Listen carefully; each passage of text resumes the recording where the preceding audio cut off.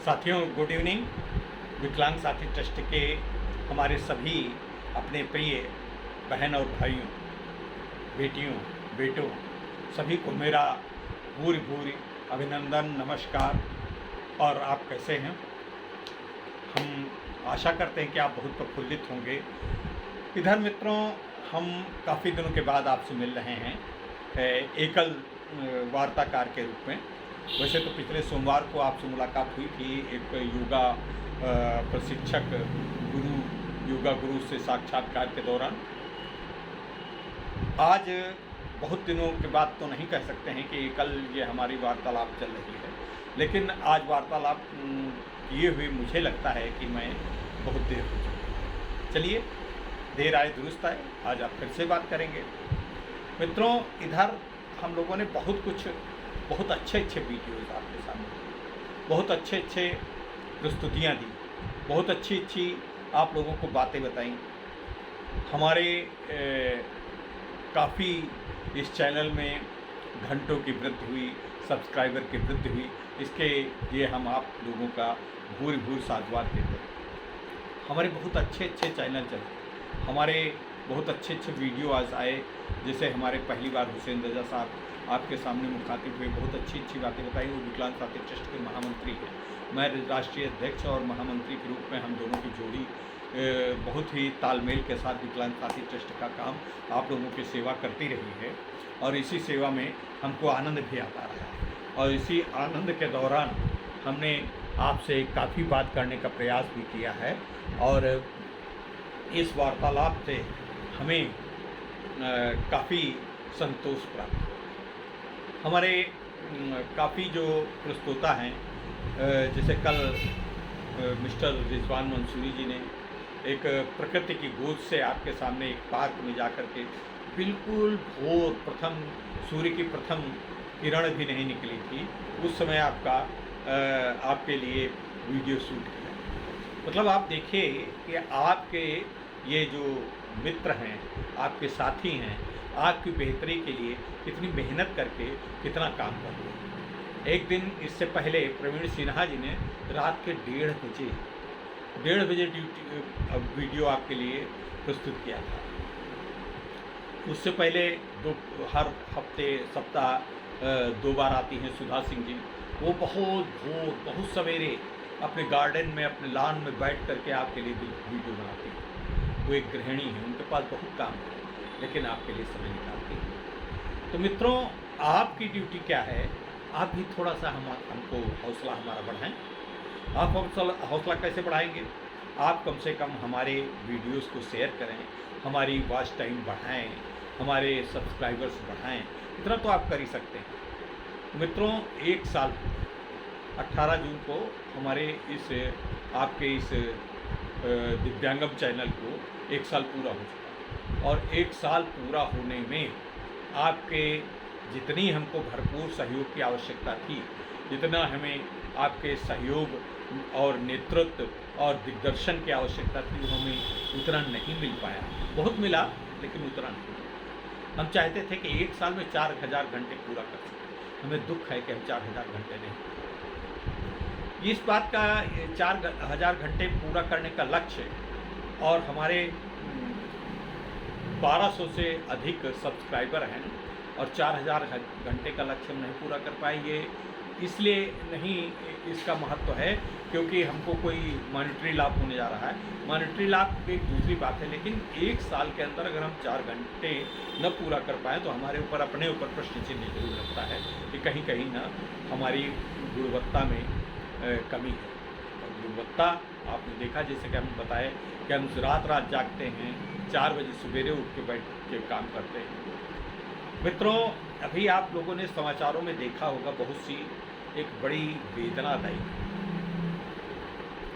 हम हर धर्म का बड़ा सम्मान करते हैं, हिंदू धर्म को भी मानते हैं, इस्लाम को भी पूरी इज्जत देते हैं, और पूरा उसके साथ हम आदर करते हैं। क्रिश्चियनिटी को भी हम पूरे मन से उसका समादर करते हैं। हमारे सिख भाई हैं उनके भी धर्म का भी पूरा पालन करते हैं, और वे सभी धर्मों के प्रति हमारा समान आदर है, क्योंकि सभी धर्म परब्रह्म परमेश्वर परमात्मा के ही एक अंग हैं और उन्हीं की तरफ ले जाने का लक्ष्य उनका। रास्ते अलग अलग हैं, किस तरीके से कोई उपासना पद्धति करता है, कुछ भी करता है, लेकिन हमारी अपने मन से हमारे देश में स्वतंत्र धर्मनिरपेक्ष छवि, हम जिस धर्म को चाहें अपनाएं, जिस धर्म में हम हैं ज़्यादातर हम उसी को अपनाते हैं, लेकिन अगर हमको दूसरे धर्म से भी प्रेम है तो हम जा सकते हैं, उसमें हमको अच्छे लगते हैं तो कोई इसमें रोक टोक नहीं है। लेकिन लालच दे करके, विशेषकर मैं तो राजनीति में पढ़ता नहीं हूँ, न हमारा दिव्यांगम चैनल पढ़ता है, लेकिन मूक बधिर बच्चों को, दिव्यांगों को लालच दे करके लखनऊ के, कानपुर के, बरेली के, शाहजहाँपुर के, रामपुर के, मुरादाबाद के मूक बधिर बच्चों को, आखिर मूक बधिर बच्चों को क्यों टारगेट किया गया उसके बीच मैं नहीं जानता, मुझे पुष्ट नहीं हो रहा है, लेकिन उसके बीच में पता चला है कि उसमें विदेशी फंडिंग थी। विदेशी फंडिंग क्यों थी? कोई देश को मतलब लॉ एंड ऑर्डर इसका हटाना चाहता था, यहाँ पे डिस्टरबेंस पैदा करना चाहता था और उनको आत्मघाती बम बनाने की ट्रेनिंग दे करके उसमें झूठना चाहते थे मूक बधिर बच्चों। मूक बधिर बच्चों को ऐसा नहीं कि उन्होंने जिस धर्म में उन्होंने अप्लाई किया, मैं उसका नाम नहीं लूँगा, आप सब जानते हैं, जिस धर्म में ले गए, ऐसा नहीं कि उस धर्म के प्रति उन लोगों ले जाने वालों को बड़ी आस्था थी, वो उस धर्म के भी दुश्मन हैं क्योंकि उस धर्म को बदनाम कर रहे हैं। तो मैं अपने सभी दिव्यांग साथियों से, मूक बधिर साथियों से, अस्थि विकलांग साथियों से, मेंटली रिटार्डेड से, या जिस किसी भी प्रकार के दिव्यांग व्यक्ति हैं, उनसे एक सादर अनुरोध करता हूँ, प्रार्थना करता हूँ कि किसी भी लालच में, किसी भी बहकावे में वो कतई ना है। बहकावे में आकर के आपको, लालच में आपको मिसयूज किया जा सकता है। किसी भी कोई कितना भी लालच दे तो आप उसका वेरिफिकेशन करें। अभी बहुत सी जगहों पे हमारे पास बहुत से कॉल आए कि विकलांग साथी ट्रस्ट के आप राष्ट्रीय अध्यक्ष हैं, कुछ विकलांगों को आप भेज दीजिए, वो खाली आकर के नाम लिखा लें स्कूल में, कॉलेज में, और उनको जो है साल भर का 1200 रुपये मिल जाएगा। बहुत से कॉलेजेस के, टेक्निकल यूनिवर्सिटीज़ के और बड़े बड़े कॉलेजेस के या वह क्या कारण क्या है कि उसमें गवर्नमेंट ने, भारत सरकार ने उनको कहा जो दिव्यांग व्यक्तियों को अगर आप अपने यहाँ पढ़ाएंगे तो उनका एक उचित छात्रवृत्ति मिलेगी, और उचित छात्रवृत्ति में मतलब उनको कम से कम 2000 से 2500 रुपये तक प्रति महीना मिलने वाला था। और उसमें उन्होंने, चूँकि मैनेजमेंट ने ये व्यवस्था करी और दलालों को दी कि भाई दिव्यांग छात्र लाइए, तो उनका बड़ा, जितने दिव्यांग छात्र उनके यहाँ हो जाए तो उनको 2500 के हिसाब से वो ले लेंगे, और उस बच्चे को जो दिव्यांग छात्र होगा उसको 200 रुपये या 100 रुपये महीने के हिसाब से दे देंगे, हैं? और होगा क्या, उसको ये छूट मिलेगी कि तुमको आओ नहीं, और तुम्हारी डिग्री, तुम्हारा रोज़ उपस्थित लग जाएगी, और तुम्हारा पढ़ना बिल्कुल सर्टिफिकेट मिल जाएगा, तुम घर बैठे डिग्री पा जाओगे, घर बैठे डिप्लोमा सर्टिफिकेट पा जाओगे। इस प्रकार के मतलब तू डाल मैं पात, अगर सरकार कुछ दिव्यांगों के लिए कर रही है तो जो हमारे बिचौलिए, जो हमारे शिक्षा माफिया हैं, एजुकेशन माफिया हैं, वो इस तरीके से लोगों को ठग रहे हैं। धार्मिक माफिया उधर ठग रहे हैं, उधर मूक बधिर दिव्यांगों का मतलब शोषण करने का प्रयास कर रहे हैं, इधर दिव्यांग, अस्थि दिव्यांगों का, विजुअली हैंडीकैप्ड दिव्यांगों का शोषण हो रहा है। तो इसमें न तो सरकार का दोष है, न समाज का दोष है, दोष किसका है? हम दिव्यांगों का दोष है, हम दिव्यांगों के अभिभावकों का दोष है। अच्छा, ये जो मूक बधिरों का जो धर्मांतरण के मामले में जो जैसा बताया जा रहा है, उसमें तो अभिभावक भी नहीं जान सके ये बात क्या होती है। जब उनका वो एक आदित्य लड़का कानपुर का है, जब वो आया धर्म बदल करके, तब उन्होंने पूछा फिर इस पर तो फिर बाद में इतना ज़्यादा वो हो गया कि मतलब वो बोल पाता नहीं था, सुन पाता नहीं था, तो वो दुनिया की बातें वो क्या समझ सके। वो जितना लिख के, जितना उनके पास मूक बधिर एजेंट बच्चों को अपने में धर्मांतरित करवाने के लिए उनके पास संकेत भाषा के विशेषज्ञ थे, वो विशेषज्ञ उनको बताते थे, वो समझ पाते थे, लेकिन समाज में हर व्यक्ति उनको नहीं समझा पाता है, उनको बात नहीं समझ पाता है, न वो कुछ कहते होंगे तो बता पाता होगा, तो जानने क्या बात है। तो इसलिए उन्होंने मूक बधिर बच्चों का टारगेट बहुत अच्छा चुना और इस टारगेट का क्या है, उनको आत्मघाती बम बना करके उनको देश में कहीं पर बड़े बड़े रक्षा प्रतिष्ठानों में और सार्वजनिक स्थलों पर उनका विस्फोट कराने का इरादा था। इस तरीके का कितनी निंदाजनक बातें हैं।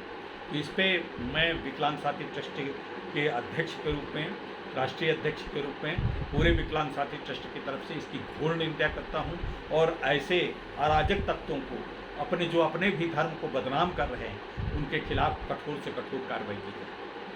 चलिए इस बात को यहीं छोड़ते हैं। आगे बात आती है कि दिव्यांग समुदाय हमारा आगे कैसे बढ़े।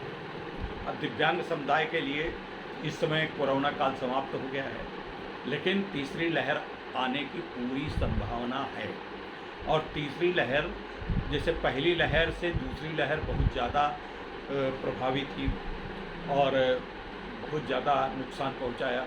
कोई भी ऐसा परिवार का व्यक्ति नहीं होगा जिसके परिवार है, जिसके संबंधी, जिसके रिश्तेदार, जिसके मित्र, जिसके पड़ोसी की डेथ नहीं हुई। तो इस बार तीसरी लहर में जो आने की संभावना है, ईश्वर करे कि ना आए, लेकिन अगर आती है तो उसके बड़े घातक रिजल्ट होंगे।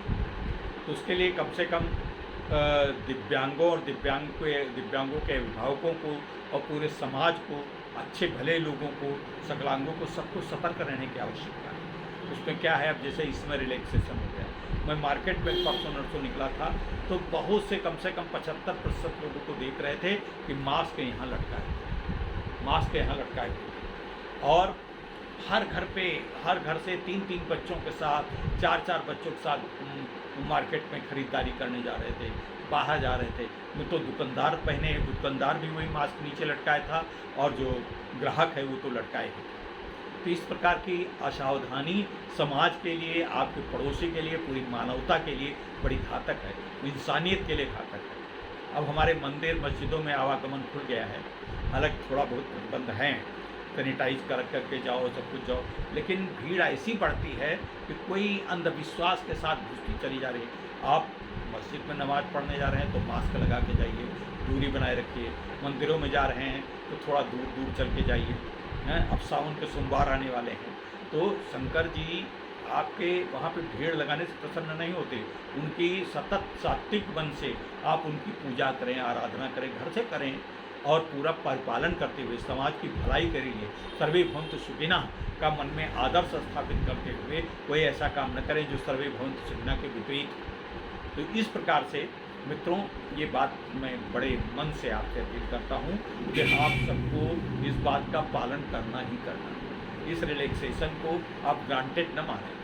इस रिलैक्सेशन को आप जो कुछ भी और जितना भी जल्दी से जल्दी इसका परिपालन करें और बिला वजह अब भी नहीं करें। आप देखिए, बच्चे स्कूल नहीं जा पा रहे।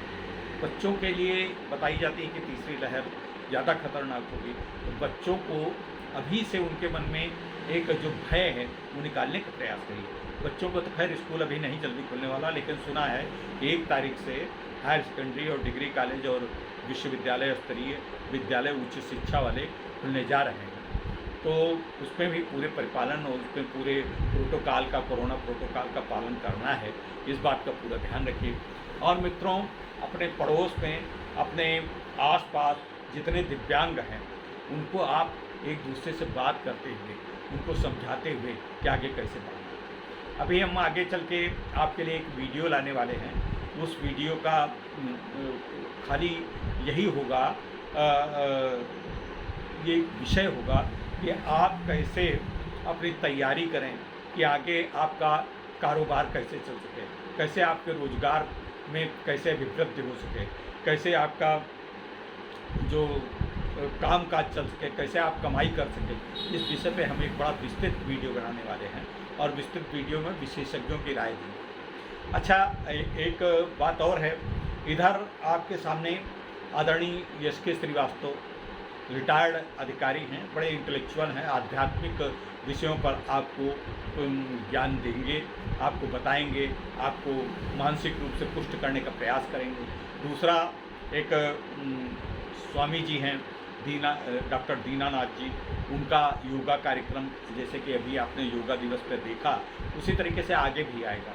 आगे आने के पर वो आपको आसन बताएंगे, आपको कैसे अवसाद से मुक्त हुआ जा सकता है, कैसे आपके रोगों से मुक्त हुआ जा सकता है, कैसे आपकी इम्यूनिटी, रोग प्रतिरोधक क्षमता बढ़ाई जा सकती है। इन विषयों पे वो आपको काफ़ी कुछ बताएंगे। अब हम उनका महीने में, वो बहुत लोग व्यस्त हैं, बहुत उनका वो है, लेकिन आपके दिव्यांगम चैनल के लिए उन्होंने सहर्ष निःशुल्क अपना उद्बोधन देने की तैयारी की है। अब इसी तरीके से थोड़ा और बदलाव हुआ है। आपके हुसैन रजा साहब महामंत्री जी, जो कि आपके विकलांगों से संबंधित विशेष अध्ययन करते हैं, विकलांगों से संबंधित क्या नियम हैं, क्या उनका कैसे परिपालन करना है, किस प्रकार परिपालन करना है, ये सब बताते रहेंगे। लेकिन मित्रों, अब हम तो ये सब कर रहे हैं, आप क्या कर रहे हैं? आप ज़रा हमको एक यही लिख के बताइए कि हमारे ये चैनल्स के ऊपर, जैसे चाहे प्रवीण सिन्हा जी हों, हुसैन रजा साहब हों, तो सुधा जी की कहानियाँ हों, अंजलि जी का उद्बोधन हो, या जो भी आपके सामने जो कुछ भी बताया जाता है, हमारे एस के श्रीवास्तव जी जो नए मेहमान आए हैं, या दीनानाथ जी का जो एक्सरसाइजेस और योगा बताते हैं, वो आपको कैसा लगा, किस तरीके से लगा? आप और इस चैनल पर क्या चाहते हैं? आप इस चैनल में किस प्रकार का परिवर्तन करना चाहते हैं?